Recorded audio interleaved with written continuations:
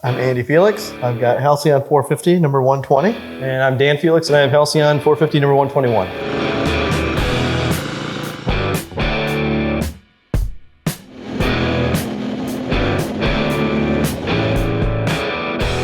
We're twin brothers, and he was born first.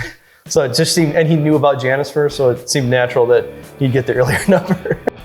We are in West Michigan, just west of Grand Rapids. We grew up around here, went to high school around here. We're real young. We were born up north in Petoskey. Grew up in Harbor Springs and then moved out to California for a few years and then basically lived the rest of our life so far here in West Michigan. I work in IT for a company out of Holland, and we do kind of a contracted IT for other businesses. I work in front of a computer screen all day, and the last thing I want to do when I'm done working is to keep working.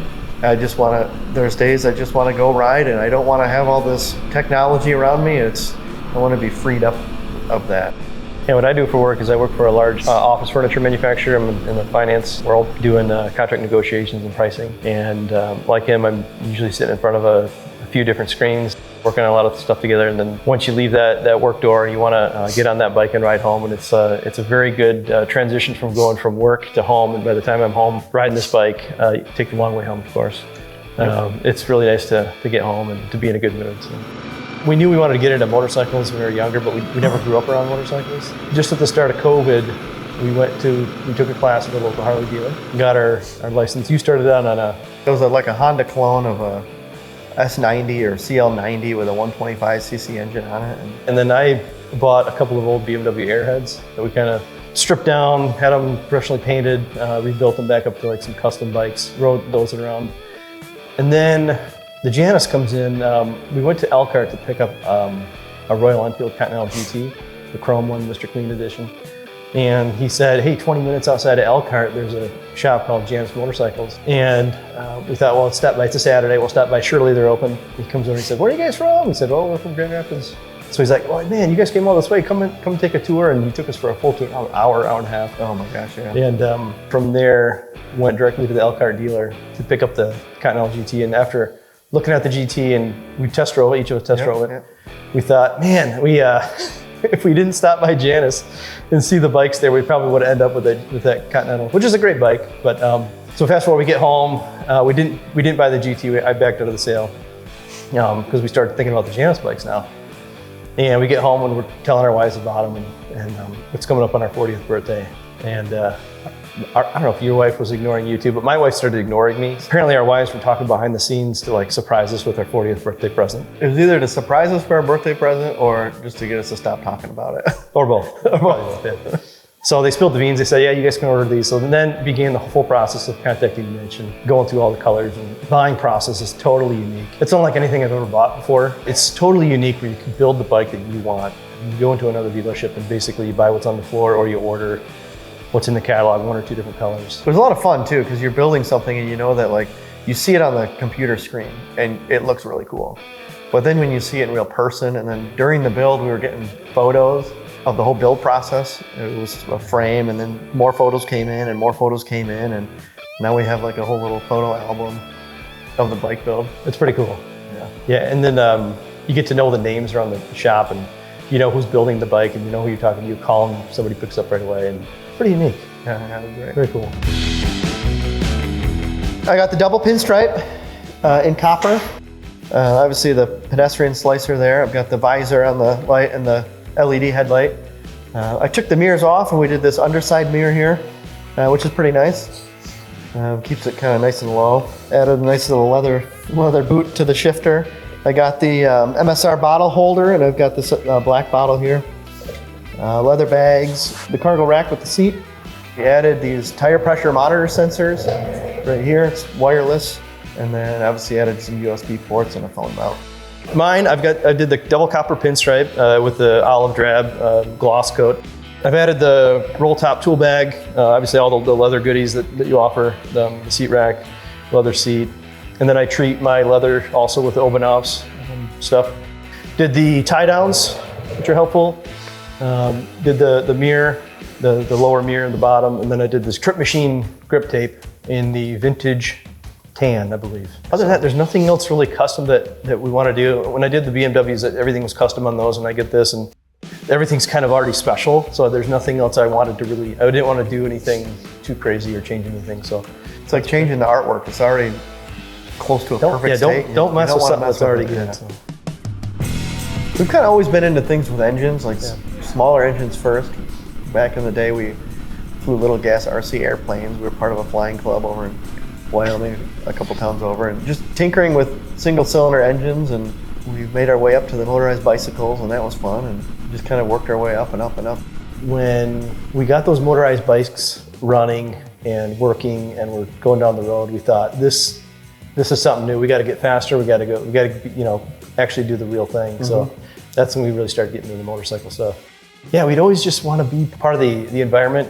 We're really big into airplanes, took a couple flight lessons. The idea of riding a motorcycle, even without a windscreen, it's kind of cliche to say this, but it's the closest thing you can kind of get to flying, especially on these where you're sitting on top of the bike and there's really kind of nothing in front of you.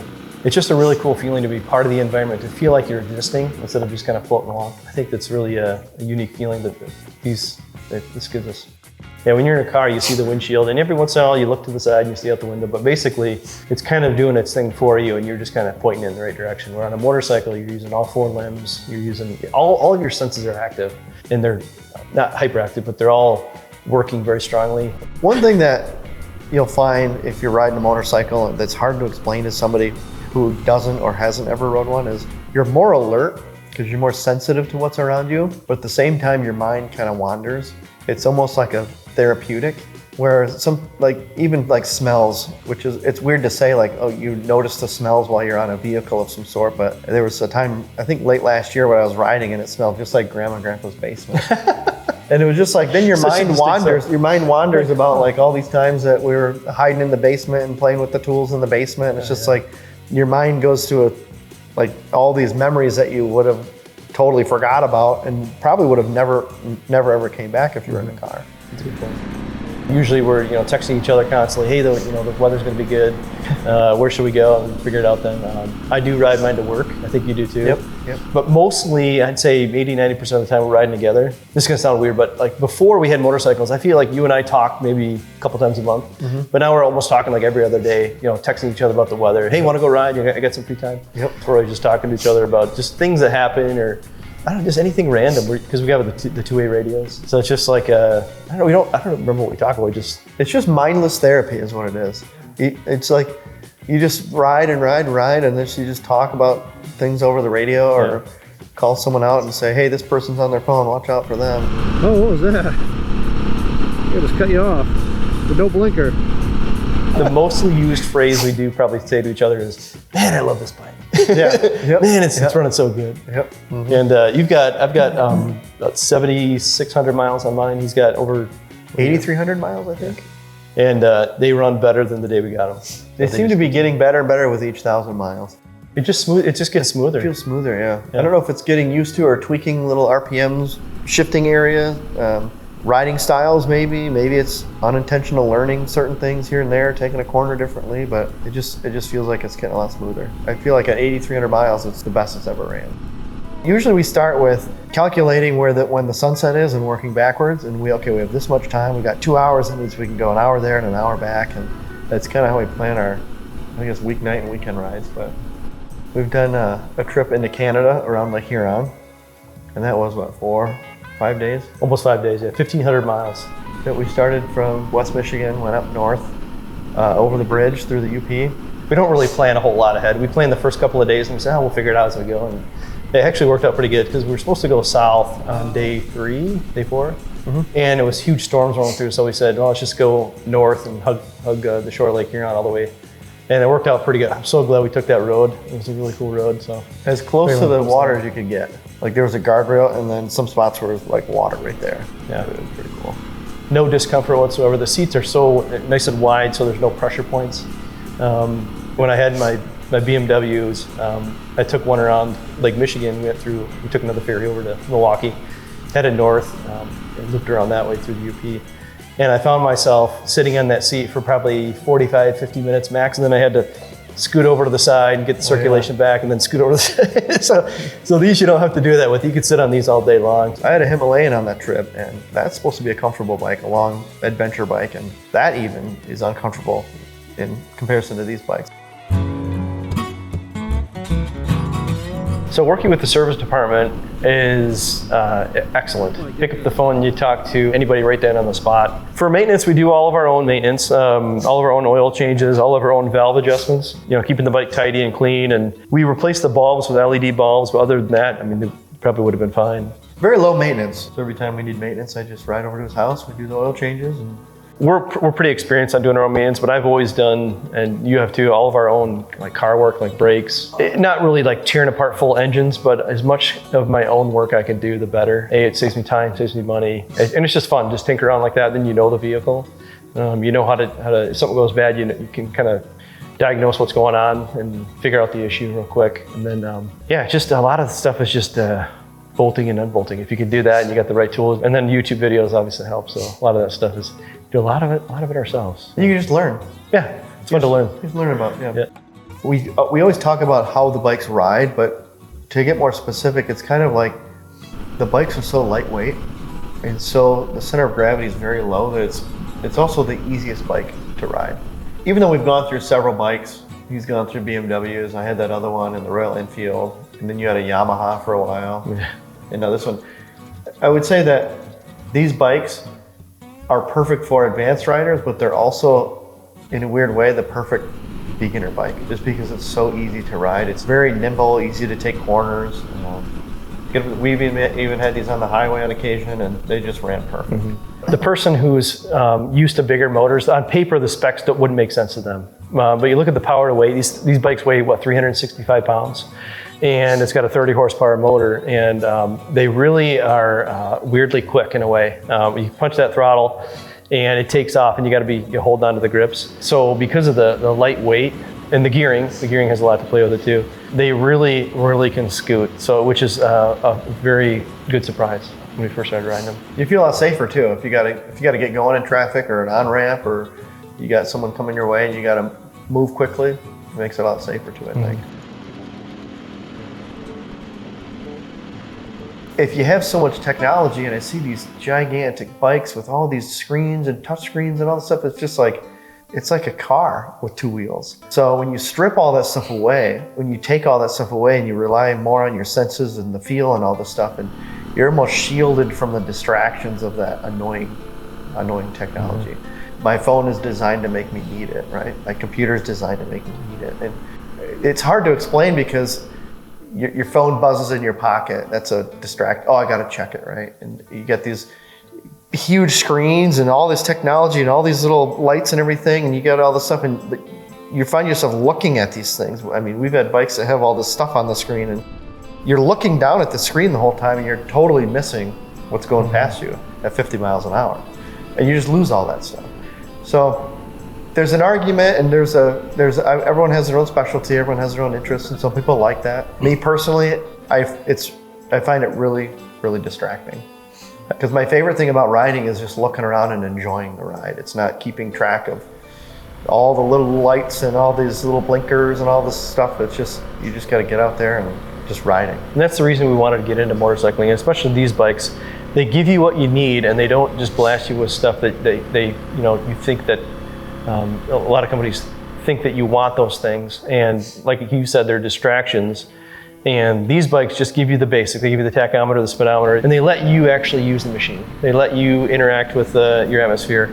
It's just totally a different feeling, and it's totally kind of freeing. When you're in a car, like I said, it's doing everything for you, and all you got to do is just point it in the right direction.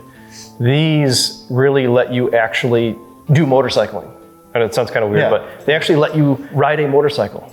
It just lets you do everything. I mean, you get to the core of the experience, and I feel like, I don't want to say, this might sound weird, but when you go look at these other bikes, and nothing wrong with the other bikes, they're great bikes, but you're almost tricked into thinking that you need all that stuff.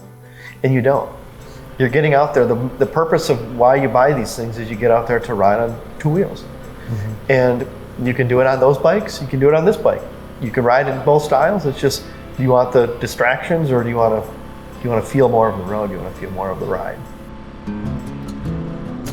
There's a joke in the group that when you plan your rides, you have to factor in a little bit extra time for the Janus factor, and every time you're at a gas station, you're going to get stopped. someone's gonna walk over, they're gonna ask you about the bike. So if you're going somewhere, just make sure you plan a little extra time. We had one guy say, what did he say? He goes, what year is that thing? Those yourself? We're like, oh, it's a 22. And he's like, that old? It's 100 years old? Like, no. It's a 2022. Yeah. We like to keep them in showroom condition because we are always of the assumption that someone's going to ask us about it or want to see something a little closer on it, and we get to show them off any chance we can get. A lot of people that come up are usually they've got big Harley Davidsons, and they come up and they say, "Oh, I've been thinking about getting a smaller bike, something that's easier to ride and something that I'm not worried about tipping over and stuff like that." And we try to convince them. We said, "This is a bike for you. Then you got to check them out." My neighbor has a Harley Davidson. He's got an absolutely beautiful bike, custom paint job, and he was telling me a story. He was coming up on a road that tees into another road, and it was an uphill on a bank, and he said there's no way I would have, he tipped his bike over, and he said there's no way I would have not been able to tip or kept it upright. And I thought, man, I don't ever have to worry about that. I'm on the bike, and if I come up to an angle or an uphill slant, I just put my foot down, and this thing's so lightweight and such a low center of balance that I'll never ever have to worry about tipping the bike over. And that's like it was kind of an aha moment. I thought, man, if I ever get a bigger bike, I'm gonna have to worry about that. I'm gonna have to think about that. I've never felt like I needed a bigger engine. I think if you're used to a heavier bike, that might be a connection that you make where you feel like you need a bigger engine for that. But again, with the lightweight bikes here, that's plenty of power. It's plenty of highway power. I mean, you're not going to go 150 miles an hour on this bike. That's not the goal of this bike. If you're used to the bigger, heavier bikes, after owning this bike, it's just, I realized that is completely not the case. And the size of the bike too is unique too. So you think of a 450 single, 30 horsepower, you think it's a small bike. Some of the pictures of these bikes make them look like they're smaller, but when you see them, the first time we saw them in person, we're like, wow, these are a lot bigger than we thought, which is a good thing. That's the first thing we said. So not only are they lightweight, but they're actually, decent sized bikes. They're not tiny little scooters that you're riding around. I mean, these are good size, really long bikes. You ride in that thing and the front end is kind of stretched out there and really comfortable. We talk about our favorite thing about the bikes, but I would say my favorite thing about being a Janus owner is the team, the camaraderie, the events. The rallies are a blast. You get to know people, you get to know their families, you get to know a lot about what drives them, and it's a great experience. The bikes are fantastic to ride, but you get so much more. If you're a Janus owner, you get so much more of the experience. Yeah, plus you can join the Facebook group of all Janus owners. You get on there and you get to talk to people, and somebody has a question, you can help answer it, and a couple minutes later, and you get to really know these people, and then you go to the rally and you actually meet them in person. And usually it's a really cool thing to meet everybody. And then there's an owner's map too that you can see where all the other owners are and what bike they have and pictures of the bike. And it's really cool to see the proximity. So whenever we're planning our route, we see if there's other owners on the route, and if they're close by, we reach out and say, hey, you want to meet up and join us? So it's a good time. You really don't understand the quality and the detail of everything until you see it in person. And I'm talking down to the bolts right here. It's got the Janus logo that's kind of laser etched. It's little things like that you look and you're like, wow, that is kind of a special thing. You guys didn't have to do that, but it adds to the detail, the logo on the wheel. It's just, the more you look at this, the more little Easter eggs you find, and you think, wow, they really put a lot of thought and care into the finer details. And you talk about bells and whistles. Those are kind of like the bells and whistles for me. I don't need a lot of gadgets, but I do want quality and detail, and I think it's nailed it.